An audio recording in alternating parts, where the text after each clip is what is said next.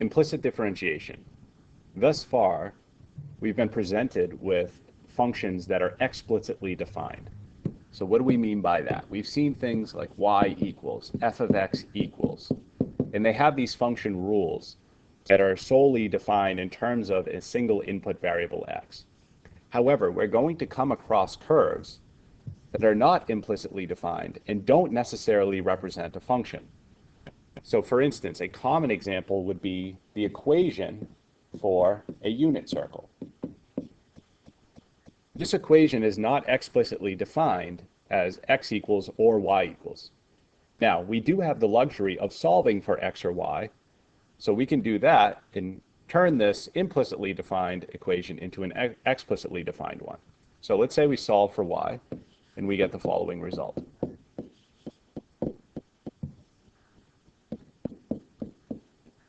When we explicitly define this equation, we see that there's actually two equations embedded within. We have the positive square root of 1 minus x squared, and we have the negative square root of 1 minus x squared. Now, what does each part of this represent? This will be points above the x-axis.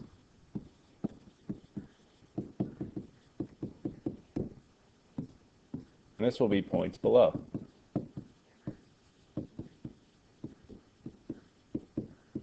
And visually, we'll have a semicircle above and a semicircle below. Now what that does for us is by splitting this into two, looking at each piece individually is a function, and I can calculate the derivative of each piece using the rules that we've already discussed, and then I would be able to find a rate of change at a point on that curve. And again, what function do I use? Well, it depends on what point I want the rate of change for. Now, that's a long process to go through. And when we come across equations that are implicitly defined, it may be very difficult to explicitly define them. So it is to our advantage to learn implicit differentiation. Now, what is that? Well, I should be able to calculate a rate of change by just looking at this implicitly defined equation. And the way we're going to do that is using our same derivative rules, but there's one catch. And I think it's best to introduce an example to show you what we need to pay attention to. So for part A, it says find dy dx if y squared equals x. Prior to jumping into the actual differentiation process, let's take a look at what dy dx is asking us to do.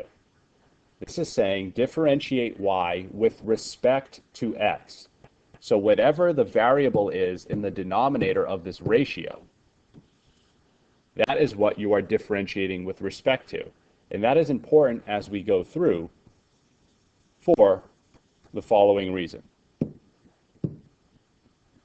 Any variable that is not the variable you are differentiating with respect to, we must apply chain rule when we differentiate our implicitly defined equation. Now in part A, y squared equals x, I do have the ability to explicitly define this in terms of y. Now you may say, well, isn't this already explicitly defined in terms of x? Why do I need to do that? The answer is yes, but it's asking us to find the derivative of y with respect to x. So I would want it defined in terms of y if I were to explicitly define it. If it was dx dy, well then it would ask me, well, what's the rate of change of x with respect to y? And then I could just work with what is currently presented to me. So I could solve this for y, but then again, we have this scenario where I have two equations that I actually have to differentiate. And I don't want to do that if I don't have to. So working from what I currently have, we're going to differentiate that. On the right side, that is the easier one. If I'm differentiating x with respect to x, well, the derivative of x is just 1. The derivative of y squared. Y is not a variable we are differentiating with respect to, so I must use chain rule on that. So I want you to think anytime you see a variable that is not the variable you are differentiating with respect to, think there is a composition there. So how do we do derivatives of a composition? We're going to do the derivative of the outer still composed with the inner, times the derivative of the inner. Now, what is the derivative of the inner? We don't know what y is explicitly, but I do know how to represent the derivative of that inner function y. I can write dy dx as its representation. Or you could write y prime. It's up to you. Dy dx is the format I'm using because if it's asking me to find that, then now in the equation I can see how I can solve for what I am looking for. I divide both sides by 2y. In this equation, 1 over 2y will give me the rate of change at any point for this implicitly defined equation. Much more efficient than trying to explicitly define and then working off of those defined functions. So B, dy dx. We're differentiating with respect to x. So any variable that is not x, I must think of that as a composition of some function of x and apply chain rule. So on the left side of the equation, the derivative of 2y is 2. Now, the derivative of the inner function can be expressed as dy dx equals 2x. Then the derivative of sine y is going to be derivative of the outer, still composed with the inner, times derivative of the inner. Again, I don't need to use chain rule on this x squared because it's using the x variable, and that's what I am differentiating with respect to. So I don't need to use chain rule on that. Now you'll see that there's 2 dy dx's. How do we get down to 1? Anytime you have multiple dy dx's, a good first move is to move them all to the same side of the equation.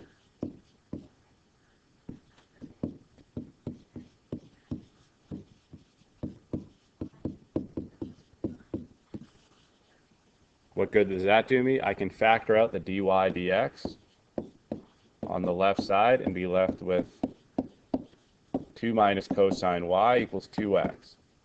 Then divide by 2 minus cosine y. And we have 2x equals 2x over 2 minus cosine y. And again, this equation will give me the instantaneous rate of change at any xy coordinate. Let's try another. Dy dx if y is equal to inverse tangent of x. Now, this is an explicitly defined function. It's already in terms of y equals. But what's the problem here? We don't know the derivative for inverse tangent, or we haven't discussed it yet.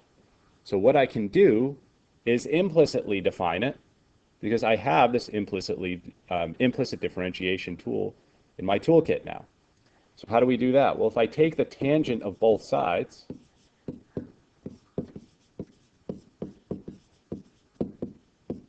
that will undo that inverse tangent on the right side so that I have tangent y is equal to x. So I intentionally made my explicitly defined function into an implicitly defined function because I don't know the derivative rule for inverse tangent, but I do know the derivative rule for tangent. And I do know how to implicitly differentiate now. So on the left side, we're differentiating with respect to x.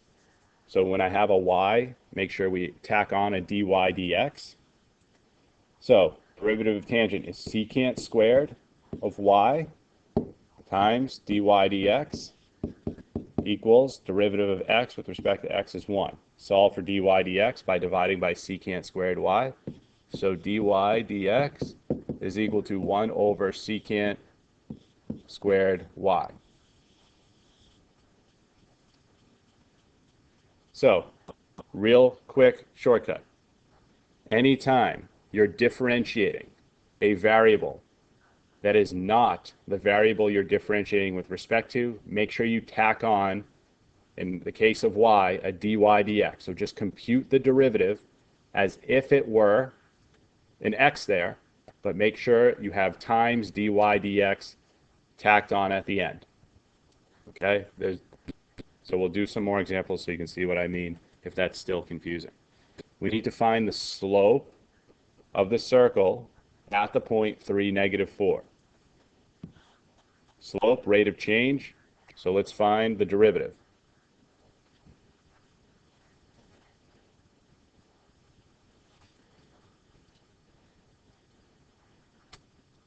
Okay, so could we explicitly define this function in terms of y, or sorry, this equation in terms of y, and then use 3, -4 to figure that out? Let's say we did that. I think it would be a good exercise because we already talked about, we have this plus minus, and then it's going to be 25 minus x squared. Now, of the two options that we have here, we have two functions that we now are showing. We have a plus and minus. If I want to evaluate the slope at the point 3, -4, that's a point below the x-axis. So I would need to make sure that I'm using this piece to calculate the derivative when I want the slope at that point. Okay, I want the one that is expressing a function below the x-axis. So if you were to do that, make sure that's what you consider. But again, I think that's a needless effort when we have this new tool. So here's our implicitly defined function. We're differentiating with respect to x. So if they don't tell you that, I think that's a good assumption to have. So we're going to do dy dx. That's what we're looking for. Now, x squared goes to 2x. Y squared goes to 2y. But remember, anytime you're differentiating a variable that's not with respect to x or with respect to the desired variable that's given to you, tack on, in this case, a dy dx. Okay? So if that chain rule idea is still confusing you, the shortcut, just compute the derivative as if it was any other variable, or if it was x, I should say, and just make sure you tack on a times dy dx. Now, here's the big thing people screw up all the time. Remember, you're differentiating both sides of the equation, and the derivative of a constant is 0. So don't leave that 25. That's a big one. If you want to star that, make a note of that. Make sure when you differentiate both sides, that constant goes to 0. Now we're going to solve for dy dx by subtracting 2x and then dividing by 2y.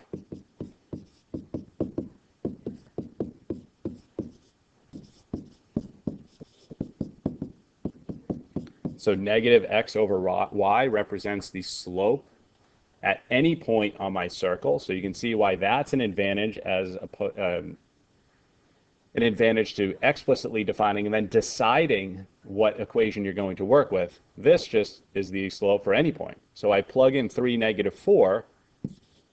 So we want to evaluate this derivative at 3, -4, which is going to be -3 over -4, which is 3/4.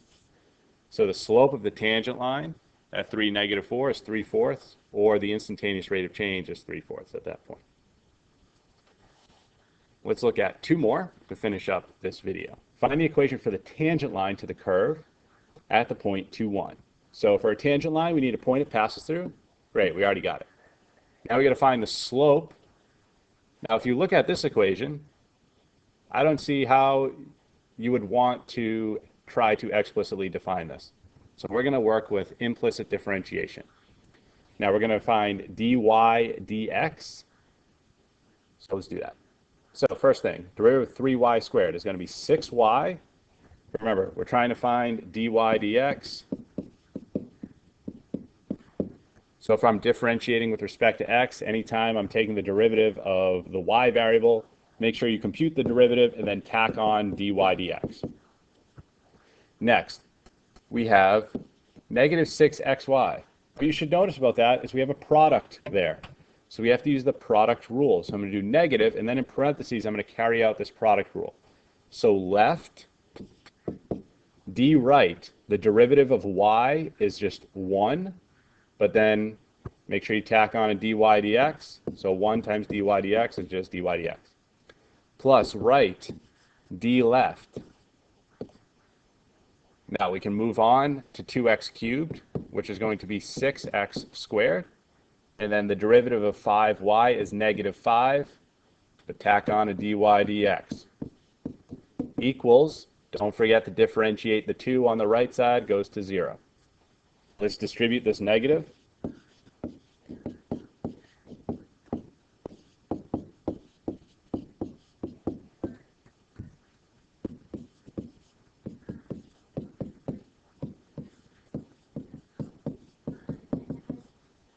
Right, now we got to solve for dy dx. So anything that is not dy dx or doesn't have a dy dx with their term, we're going to move to the right side, and anything that's left over, we're going to factor out a dy dx from that.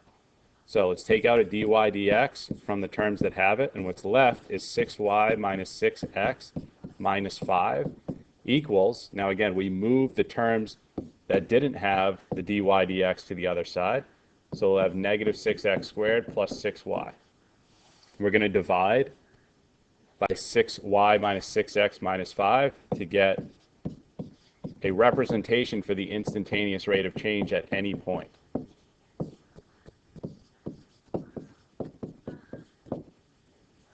Now, using this derivative equation, I can evaluate the slope at the point 2, 1. So dy dx evaluated at the point 2, 1 is going to be equal to, I'm just going to plug in 2 for all the x's, 1's for all the y's.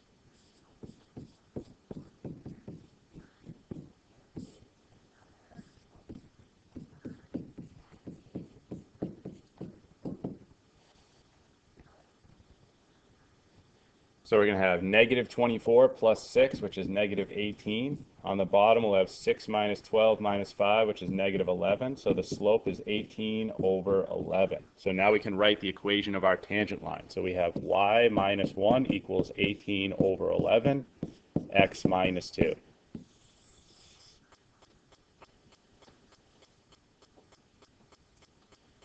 And the last one, find the second derivative of this equation with respect to x. Okay, let's just do this implicitly. So we got to find the first derivative. So what is dy dx? Here we go. Derivative of the left side. We're differentiating with respect to x, so we're going to get 6x squared. And then differentiate that y term, we're going to get minus 6y. But again, when we differentiate the y, tack on a dy dx. Differentiating the right side goes to 0. Solving for dy dx, we will get, if we subtract 6x squared and then divide by the negative 6y, those negative 6's cancel. So dy dx is equal to x squared over y. Okay. So dy dx is equal to x squared over y, and then we're now going to differentiate this first derivative. Well, the derivative of dy dx is there's the second derivative, right? The derivative of the first derivative is the second derivative. Equals. Now, what's the derivative of the right side? Well, we have a quotient, so we have to use quotient rule.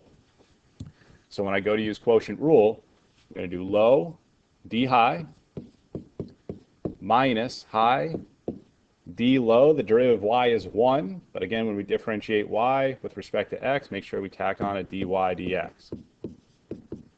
Over low squared. Now here, we want our second derivative not defined in terms of our first derivative. So all we have to do is replace dy dx with the equation that represents it. And then we'll clean this up. Now, why do we have to do that? It may ask you to find the second derivative solely in terms of x and y, which means they want you to replace that derivative notation with something that is just in terms of x and y, and that's what we're going to do when we substitute x squared y over y in for dy dx. So up top, we're going to have 2xy minus, we're going to have x to the fourth over y squared. We can take this further. I can do common denominators in the top. So we have 2x squared, or 2xy squared over y minus x to the fourth over y, all over y squared. Now I can combine the numerator into 2xy squared minus x to the fourth, all over y, and then dividing by y squared is the same thing as multiplying by 1 over y squared, so that my final answer,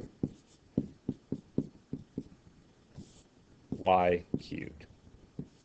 That is a fully simplified second derivative solely in terms of x and y.